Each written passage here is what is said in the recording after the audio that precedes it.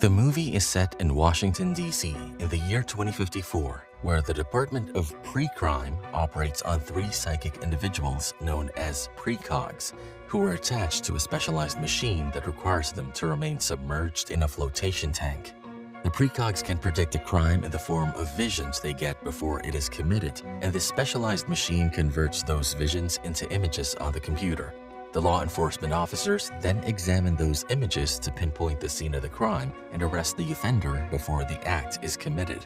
However, the precogs can only relay the time or the date of the murder and the names of the victim and perpetrator.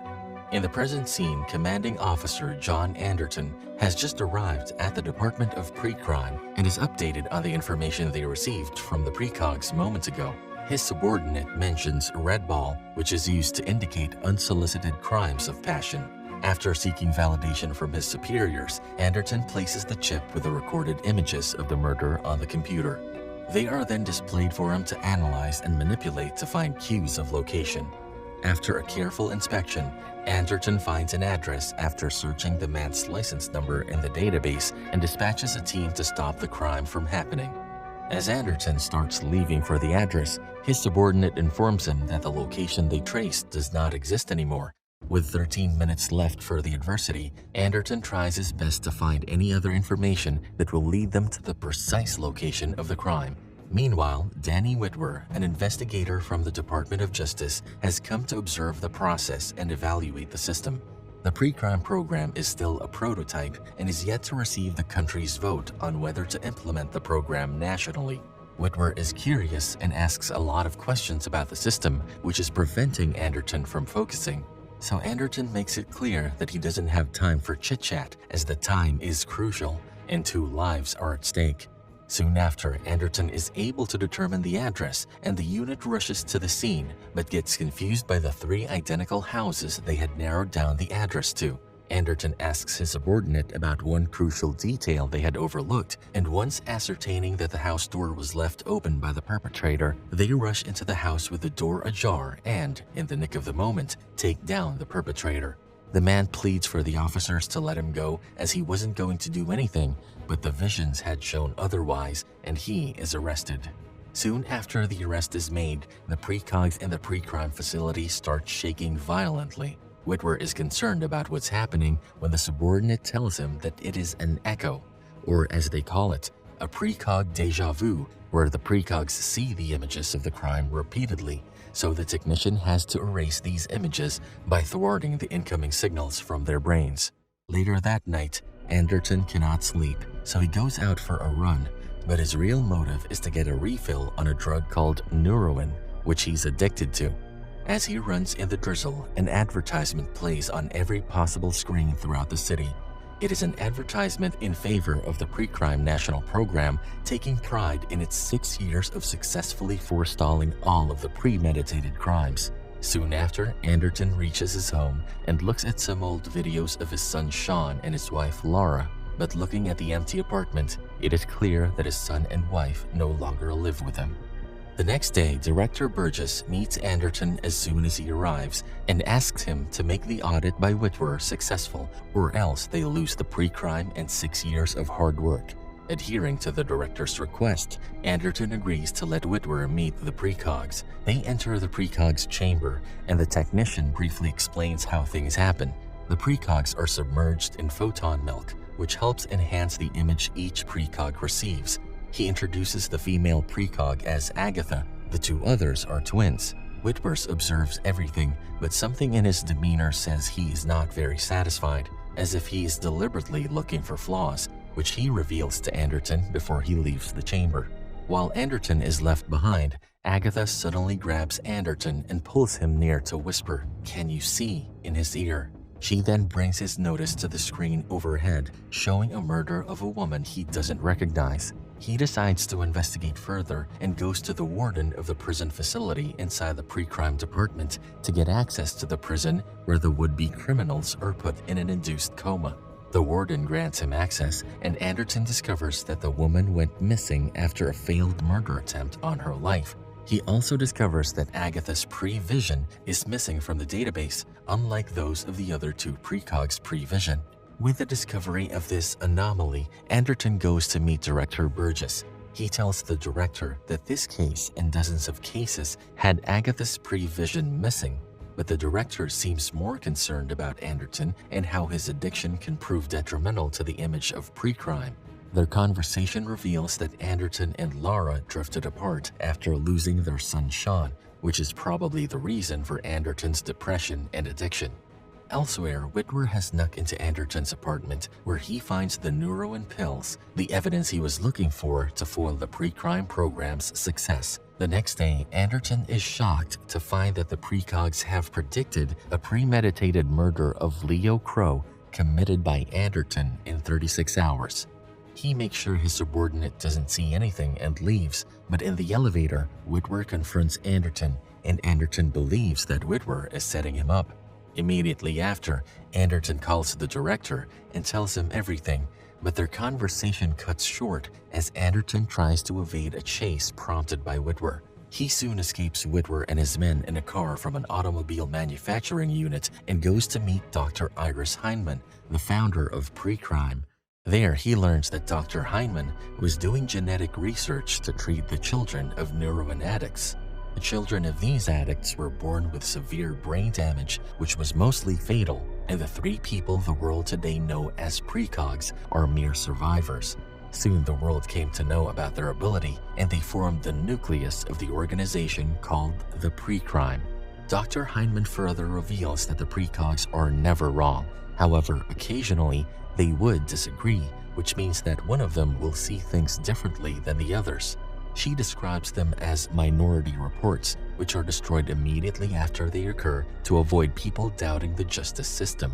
To Anderton's surprise, Dr. Heinemann also alludes he found the minority report, which still exists inside the precog who predicted it. Anderton plans to go back to the Precrime, and to avoid being identified by the retina scanners over the 10-mile radius, he visits a shady quack to replace his eyes. While he recovers with his eyes still bandaged, he falls asleep, dreaming of the day he and Sean were at the pool and Sean went missing, making him wake up with a jolt. Just then, a fleet of Precrime team members arrives and starts scanning all the buildings, one of which Anderton is in. The team then dispatches several robotic scanners called spiders into each room in search of Anderton. The surgery proves to be a success as the spiders cannot identify Anderton.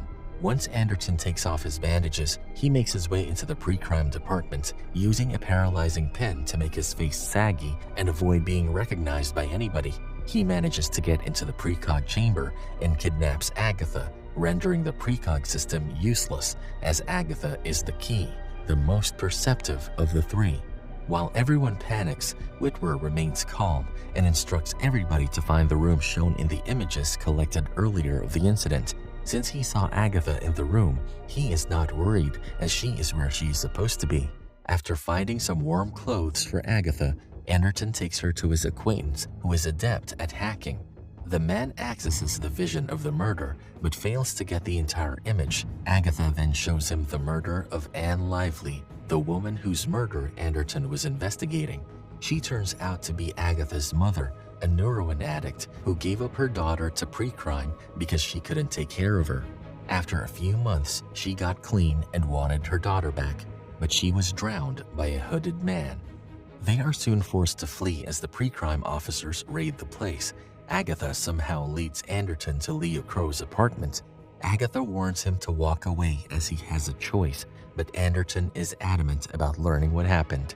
With 5 minutes remaining before the incident, they walk into Leo's room and find pictures of several kids scattered on the bed, one of which is Sean's. Anderton loses control as soon as he sees Leo and attacks him while Agatha wails from nervousness. Leo confesses he eliminated Anderton's little boy, which pushes Anderton to the brink of drawing his weapon and pointing it at Leo. Anderton had spent the last 6 years hoping he would see his son again, but the man in front of him had shattered that dream. Shortly after, the countdown stops, and Anderton refrained from pulling the trigger. With tears in his eyes, he recites Leo his rights as he plans to take Leo under arrest. Leo is distressed that Anderton refuses to eliminate him because he was told by an unknown man that his family would get money if he made Anderton believe that he killed his son. This entire scenario was a setup to frame Anderton. Leo pleads with Anderton to finish him, and when he doesn't comply with his request, Leo takes the gun from Anderton and shoots himself, just as was seen in the images provided by the precog. After Anderton and Agatha escape the murder scene, Witwer reaches the scene, and upon seeing hundreds of photographs lying on the bed, he gets suspicious that it is a planned setup. The news of the first murder in 6 years after Precrime came into existence spreads like wildfire, and Director Burgess sits dumbfounded as he hears the news. Meanwhile, Witwer does some digging and calls Director Burgess to show him his findings. He brings the slight differences in the precog's visions to the director's notice and shows him how the water ripples flow to one side in Agatha's vision, and in the twins' vision, they flow to the other side. Upon tracing the minority report inside Agatha, Witwer deduces that after Anne Lively got away from being murdered by Precrime's interception, she was killed by someone who portrayed himself as the killer and mimicked the same scenario as in the first attempt. But this information never came out because the technician saw the same image and erased it, thinking it was an echo. Suddenly, Director Burgess brings Witwer's notice to the Precrime system being shut and then shoots him, killing him instantly. Just then, he gets a call from Laura, who asks him to help Anderton, revealing to the director that Anderton has come to her place with a precog. Burgess asks Laura to keep them in the house till he comes there, but instead, he tips off the Precrime officers and they apprehend Anderton. Agatha is placed back in the flotation tank, and Anderton is haloed and put in the prison facility. Shortly after, Laura goes to meet Director Burgess, who is getting ready for the banquet as a celebration for Precrime going national. She is curious to know who Anne Lively is, as Anderton had mentioned her before he was arrested. Seeing that Burgess is nonchalant about it, she reminds him that after Sean went missing, Anderton came to work for Precrime because he wanted to curb any such instance in the future so no parent goes through what they went through. Burgess assures Laura he'll help in any way he can to get Anderton out, and in the process, lets out a piece of information that reveals Burgess's involvement in the crime. Upon the revelation, Laura manages to get Anderton out of prison. Soon after, Anderton contacts Burgess and narrates how Burgess was not ready to part with Agatha as she was most important for Precrime to work. So Burgess hired a heroin addict to eliminate Anne Lively. But when the attempt failed, Burgess took it upon himself and drowned her 1 year after, recreating the same scene as the first attempt. He also confronts Burgess for using his dead son's memories to frame him for a crime because he was about to unravel the truth behind Anne Lively's murder.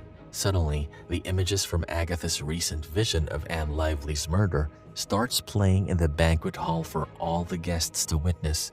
And when the guests see Burgess drowning Anne Lively, everybody gasps.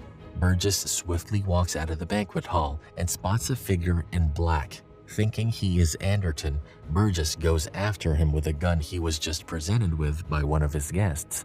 Meanwhile, in the Precrime, Precog predicts a new murder where the victim is Anderton and the perpetrator is Burgess. The team set off to stop Burgess from committing the crime. While Anderton and Burgess come face to face, Anderton talks about Burgess's dilemma. If he shoots Anderton, he will rot with a halo on his head, but will prove the Precrime is always right. But if he doesn't, that will reveal a flaw in the system. Unable to bear to see the system he worked so hard for fall in front of his eyes, Burgess decides to end his life, and after apologizing to Anderton, he shoots himself.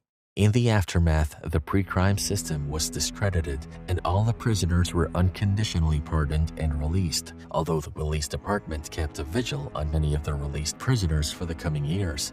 Anderton and Laura rekindle their relationship and soon expect to become parents again. Agatha and the twins are transferred to an undisclosed location where they can live their lives in peace.